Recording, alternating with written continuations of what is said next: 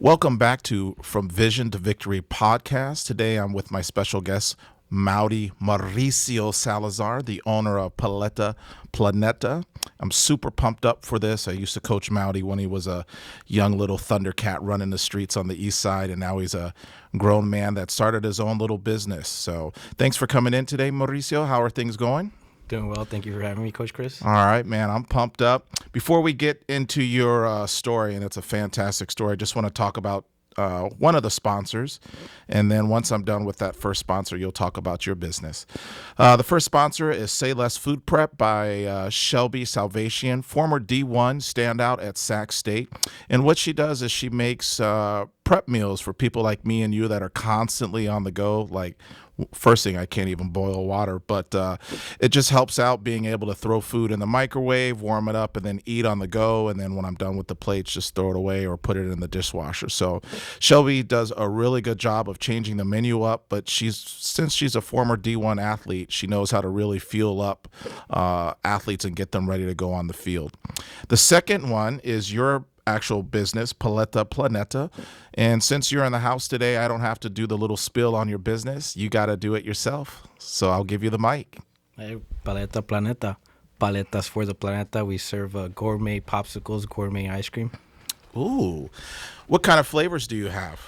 We have traditional Mexican flavors, the horchata, and things like that sort of nature, but we also incorporate modern flavors, the ube, the matcha. Ooh.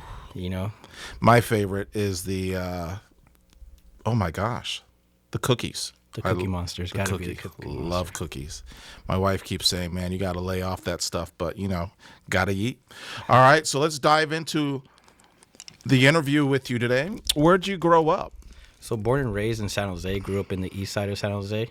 So when you say east side, are we talking like Tully, Story, Quimby? Like what part of the east side? Exactly. So we were raised on King and Cunningham. Ooh, all right. King and Story area, and then we moved on up to the Quimby area. Nice. That's over by, what was the water park that was over off of Cunningham?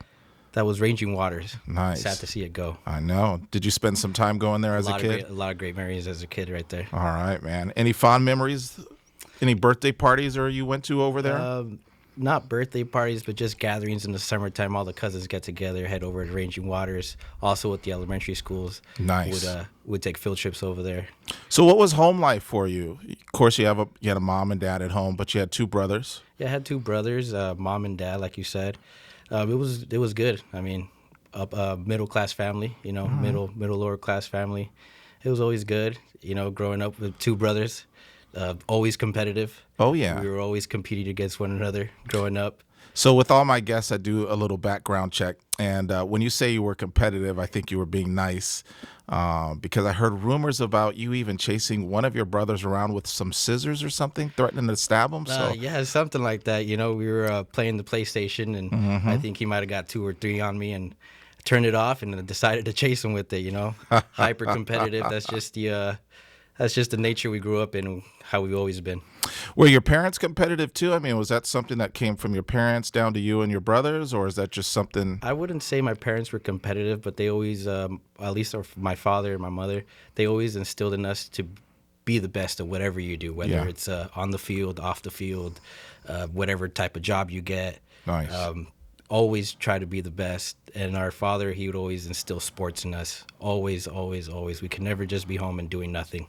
We couldn't be at home just watching TV. We'd have to get up and at least either do boxing, basketball, soccer, go outside and play, go run. There's always something. And having a brother, there was older brother, 1 year older, it was always a competition. It was never just a chill, play date. It was always competing against one another. So it was great.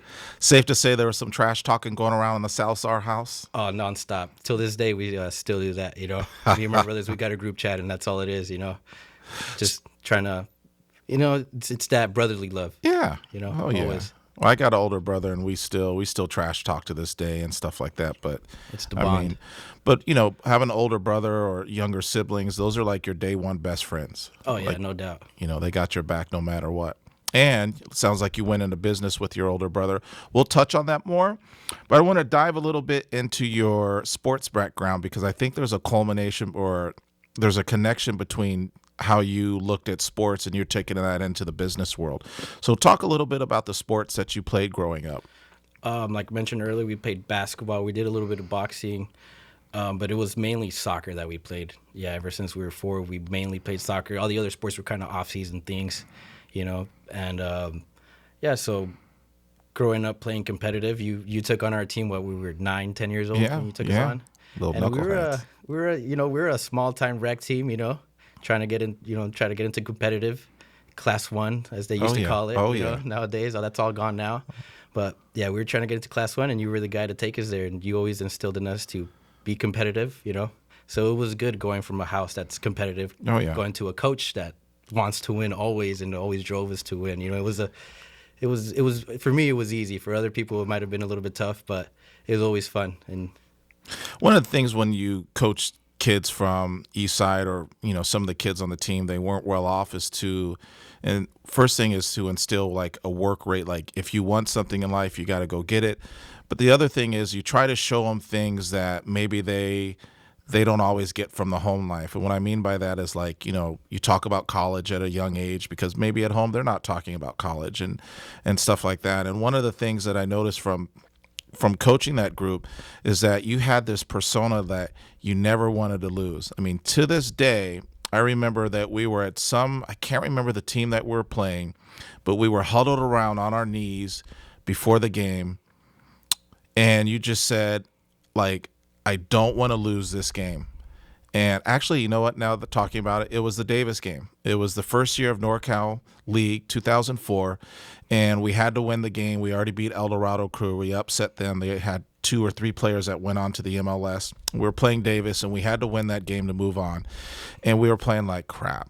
We just weren't, I think we're just tired. Maybe our heads got a little bit big because we were one of the top teams in Northern California.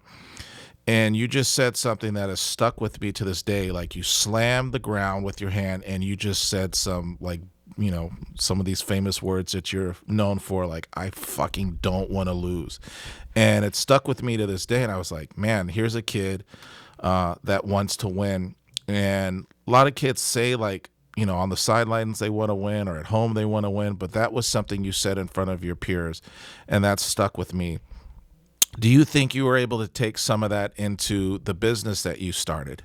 almost definitely, sports correlates completely with business. I mean, they go hand in hand.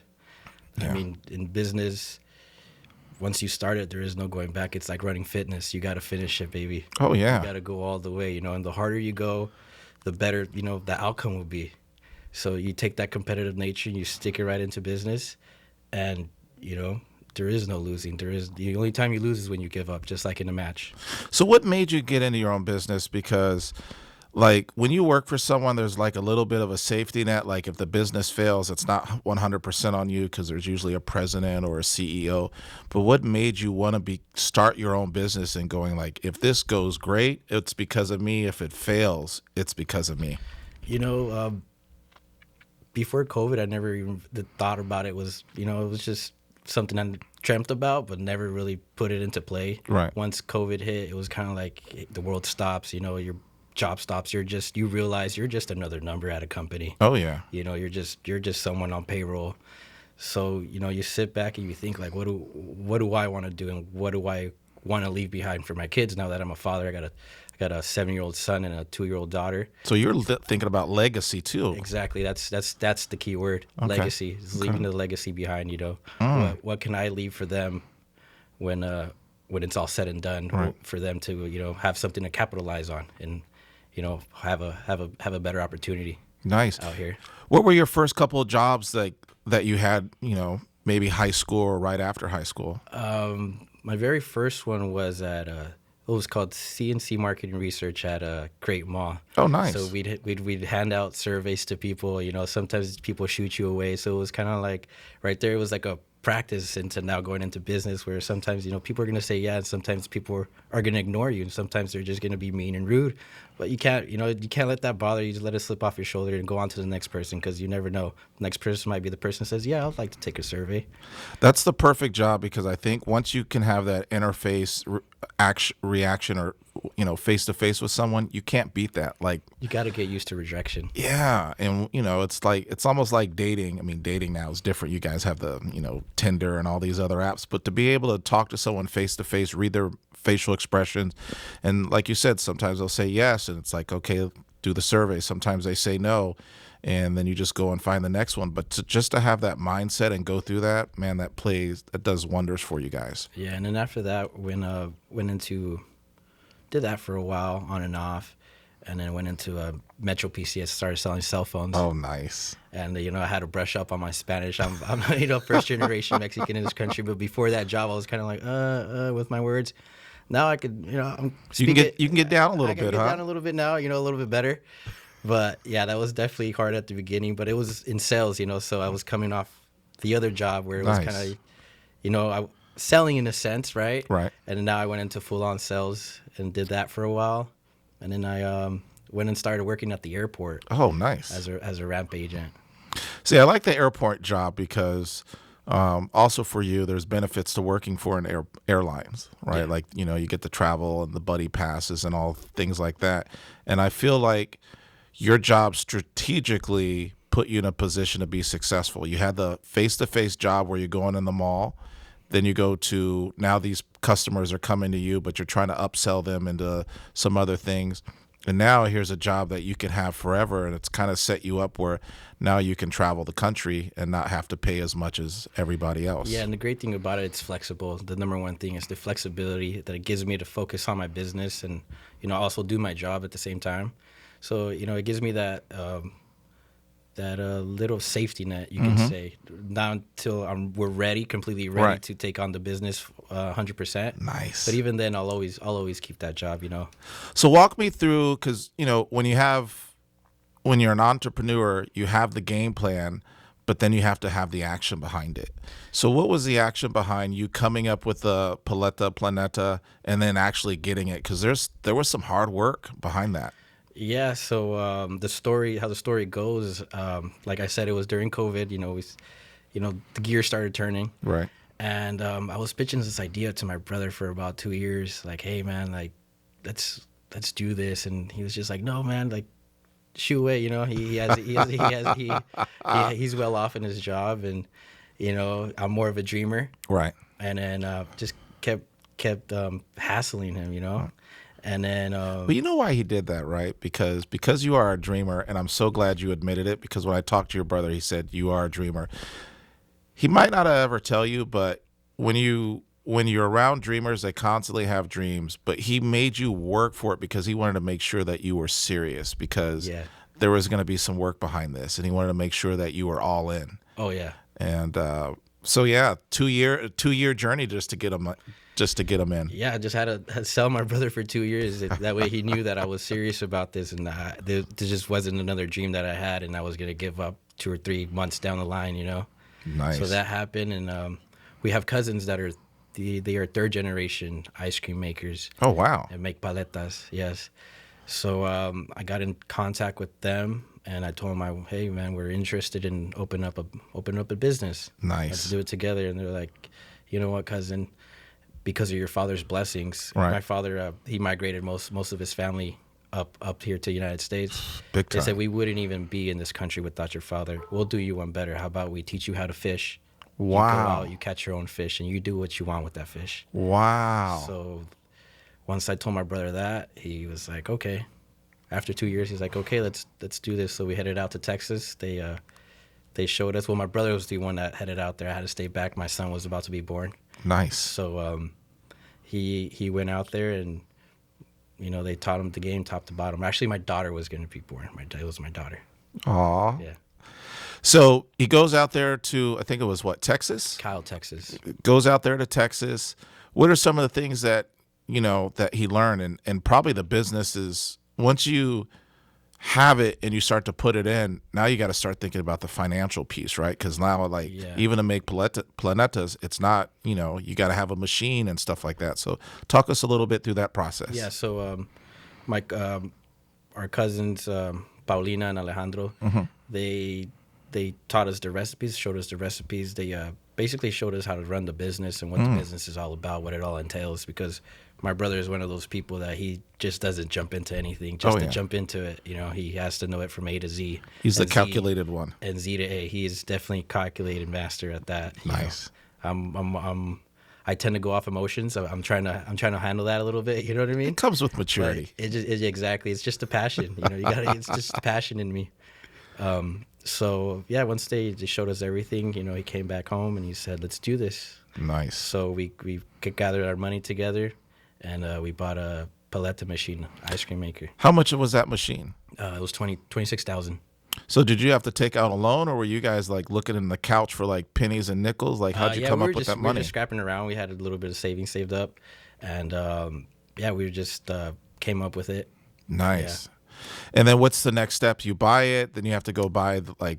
Next step, we ordered it from Brazil, so we had to wait a couple months. Oh wow. It was still COVID was still a thing, Right. so it took a while for us to get it because it's coming from Brazil. It has to get quarantined, this and that. Oh man. So we finally got it in October of 2001, Nice. and between that, we had to buy the milk and everything to prep everything, all the flavoring and stuff like that. We tend not to use as much. We still have a whole bunch of it because we try to use everything as natural as we can. Oh nice. But yeah, we had to do that. And once we got that on board, we started off the first week of October 2021 was our first time selling. Nice. And we started selling out of our parents' garage, out of the house. How did that feel once you got to see like your plan, your dream, and now your first, first batch of pops? I don't know. What do they call? I mean, Paletas. paletas. I want to call. I don't know. To me, it's like the popsicle, but in Mexico and the East Side, they always call them paletas. Yeah, the paletas in Mexico, they're called paletas. Yeah. Nice. So, how did it feel selling your first one? It felt good, People were liking them. We just went off of Instagram, pure Instagram sales. Really? And out of my parents' house and family members, telling people about it and whatnot, friends telling people, and it felt good, to get the reception that we did. We started off fairly good, and we started off in October, which is wintertime. Oh yeah. What a time to start. I was gonna say that's a crazy time right? to launch that, but like how you gonna were you gonna launch in fall? But I mean, things ended up working out, and we started. We bought some ice cream carts so we could start doing the catering side of it. right. We ordered those from Mexico, got those, started doing caterings, and slowly but surely word started to get out, and we started to network with different Nice. people and pick up different caterings, and it's been it's been a ride. Ever since. Any setbacks or any hurdles that you had to overcome? Because usually, It would only be at the beginning we had a couple setbacks because we didn't have the health requirements. So Right. we'd be people would tell us, hey, come do this event, this and that, and then they would ask for the health requirements, and we didn't have them. We were at our parents' garage, right. so that was hard for us. And then last year we're in heavy season. We got caterings. We got the ghost kitchen is open. We got things coming in. I'm on my way to LA for my son's futsal nationals. Oh, nice. And I mean, it was Vegas. On the way to Vegas, in the middle of the desert, my brother calls me. He's like, "You're not gonna believe this." I was like, "What's up?" The machine just went out. Oh my I'm goodness. like, "Are you serious?" He's like, "Yeah, it's just went out, and I think it's the water pump." And the water pump is like a transmission on the car. You know what I mean? So So in the back of your head, you're hearing cha-ching, like how much? yeah, exactly. And he's the numbers guy, so he's stressing about it. I'm more like, what? How much is it How much is it going to cost us? Just cough up the money. I mean, what are we going to do? Right. Luckily, my brother is always he's always thinking a few steps ahead. Right. So we had our caterings done for 2 weeks ahead. So we were like, well, at least we got those caterings, so we got a bumper. We got a buffer of like 2 weeks that we're solid. But Right. if we don't get this done within 2 weeks, something, might happen where we might have to cancel, or, we're going to end up bad. Right. So we just got on the ball. He got off the phone, started making calls, and luckily we got it resolved within the week. But it was a pretty penny to get that. Did you have to find like a technician on close by, or how'd you solve that problem? We first we called the company that we had bought the third party that we had bought the machine off of. Right. They sent out a technician. He couldn't figure it out. He said it might be this, it might be that, and giving us the runaround. So luckily, through one of our friends, he referred us to a guy that works on those types of machines. Right. And he came through and he's like, no, man, it's your water pump. Off, if there's power going in it, it's just not pumping. So he said, don't listen to what that guy said. You're just going to spend extra money. Right. It's your water pump. Let's fix it. So once we did that, we were on the road. See, and that's the thing that people don't understand about entrepreneurs or even like a homeowner. Like, when you're an entrepreneur or it's your house, the buck stops with you. If you work for someone, you say, hey, boss, this isn't working. And you just kind of wipe your hands. I'm done. Yeah. And, I'll be back to work when you fix it. But when you're an entrepreneur like this and you feed your family with this stuff, like it's crunch time. Yeah. You have to, there is no going back. I mean, you have to do it because that's one of the things I told my brother. I was like, what do we do? Stop? He's like, no. I was like, then just let's get it done. Like, whatever it costs. Goodness. Whatever it costs, like that's the price we got to pay, Man. So now that you guys are, you're selling stuff out of your house, you guys have since grown through that. Yeah, so we started off selling out of the house. We did that for an year. Right. And then just last year in 2022 in January, we got in place at a ghost kitchen. So at a restaurant, it's called Zuniga's Restaurant. So what's a ghost kitchen for people that don't know? Ghost kitchen is a place where someone like myself or anybody that serves food or does baking, they go into a kitchen or they rent out a space in a restaurant and they fabricate there. That way they could have all their permits, their health permits with the county, with the city, so they could be fully legit without having the major overhead of having an actual shop or place. Nice. So we just rent out a little spot in the back of a restaurant and we serve out of there. Nice. And it works out because we're fully permitted. We're full on business. We just don't have the actual brick and mortar. And that's where you guys are now, or? Yeah, that's where we're at now. I don't want to speak up on the next play that we got, but there's something that's coming. Oh, so there's something brewing. Oh, there's something. There's there's a little bit of tea in the kettle, and it's brewing right now. Can you give us just like a little sneak? You don't have to put your whole foot in, but just like the pinky toe. Just give us what will this next spot give you that you currently don't get?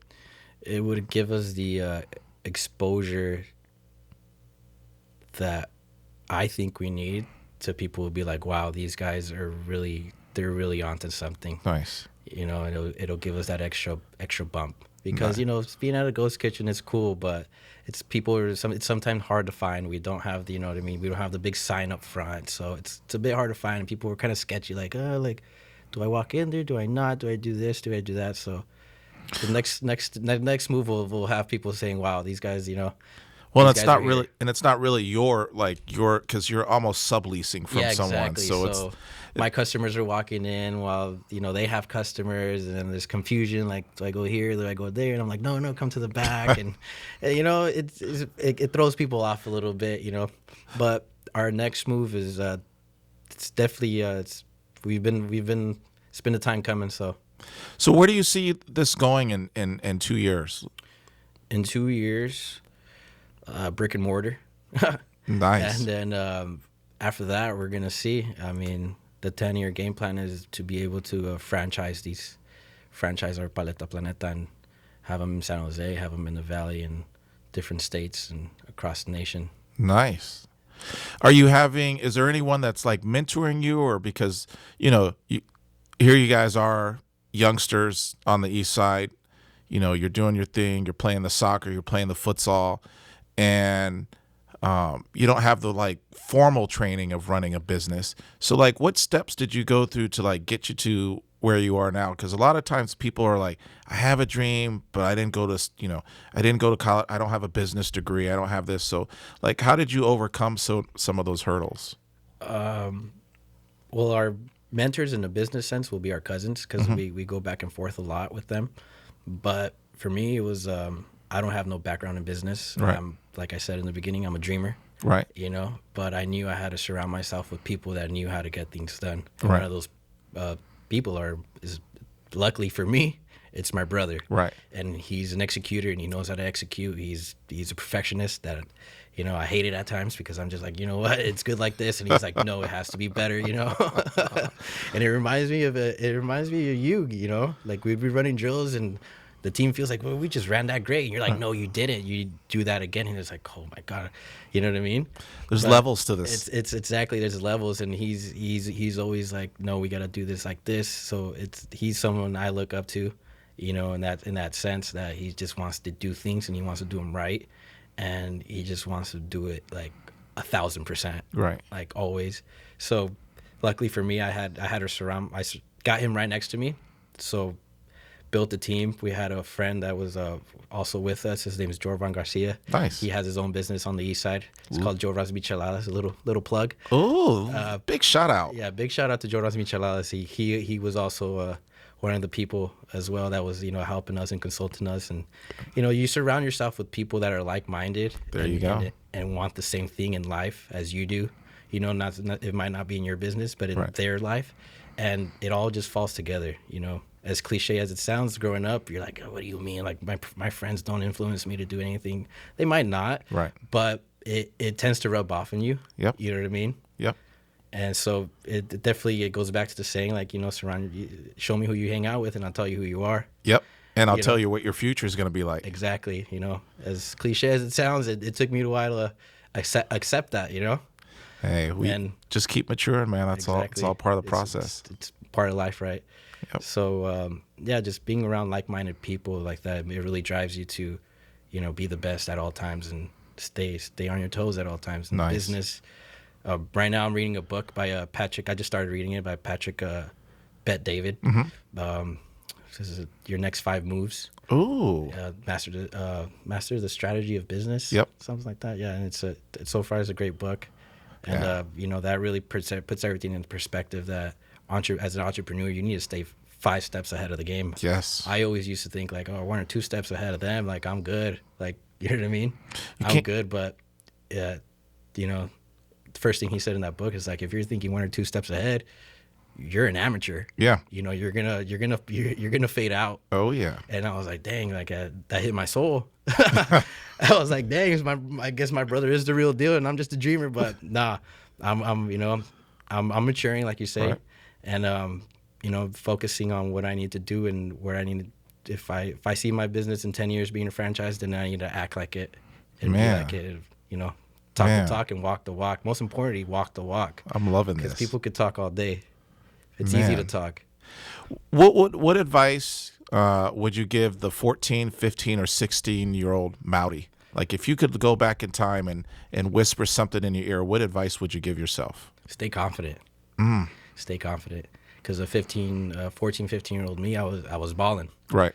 But over time, you know, people, you know, you kind of peak. Right. You know, you might be a baller when you're young and you hit a 14, 15, you peak, and players under you are starting to rise up the ranks, and you're fighting for the spot that you thought you had locked in. Oh yeah. And that starts to play a toll on you, right? You're like, man, why am I not?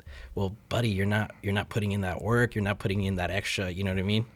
That extra fitness. You're not doing that. You're not running these extra drills. You're not doing that to separate yourself from the pack. Right. So obviously everybody else, while you're chilling, everybody else is catching up. And yeah, the confidence starts to go down. You start to think, I'm not the player that I thought I was, this and that. You know, I'll just focus on other things since I'm you know, I guess, you know, I'm losing my spot here. Yep. So, I mean, confidence, as a player and as someone in business, you have to remain confident at all times. Oh yeah. Regardless of the situation, you know. Well, I think you working the job at the Great Mall, you know, going person to person and learning rejection helps with I mean, if you get rejected 100% of the time, you're not going to get confidence. But I think every time, if you can get like, you know, 3 no's, but then you get 1 yes, you're going to build your confidence. If you definitely. get, you know, 4 no's, but 2 yeses, like every time you get that yes, you're going to build a little bit of confidence. Oh yeah. You just got to keep knocking on those doors and, you know, making those cold calls. And, you know, people, like I said, some people are going to say no. Some people are going to say yeah. But it's those yeahs that are going to, you know, mean everything. Well, I appreciate you coming in and talking about your business. I hope the conversation sparks the next entrepreneur. At some point, we'll have to get you and your brother in just to kind of talk about the journey together. How can people find you? What's your Instagram tag so people can look out for your business? So they can find us on Instagram at Paleta Planeta. Okay. Facebook at Paleta Planeta, and our website, paletaplaneta.com. And then if they want to actually come into the store? They want to come into the store. We're located at Zuniga's Restaurant across the street from Mexican Heritage Plaza Nice. on Alum Rock and King. Nice, nice. All right. Well, thank you for coming in. I feel like almost a proud father watching their kid have some success since I coached you when you were younger. And the work that you've been putting in has been tremendous. And just to go on your Instagram and just see how much business is growing and how much it's growing and having a storefront, I couldn't be more proud.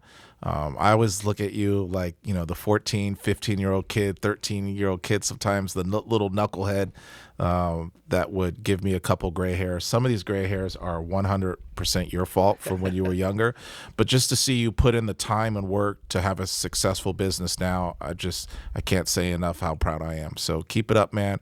But we'll definitely have your brother on a podcast, you guys together, just so you can go more in depth about, how you guys balance each other out, because you're the dreamer, but then he's also the numbers guy, and how you guys kind of work together to make a successful business. Because every time I talk to you guys, it's like, hey, we're doing more catering events. We're doing stuff at Evergreen College with their heritage program. So it's been nice to watch you guys grow. Thank you, Coach. Thank you for those flowers, and now let me give you yours. And thank you for instilling that worth. Oh man, I'm gonna cry now.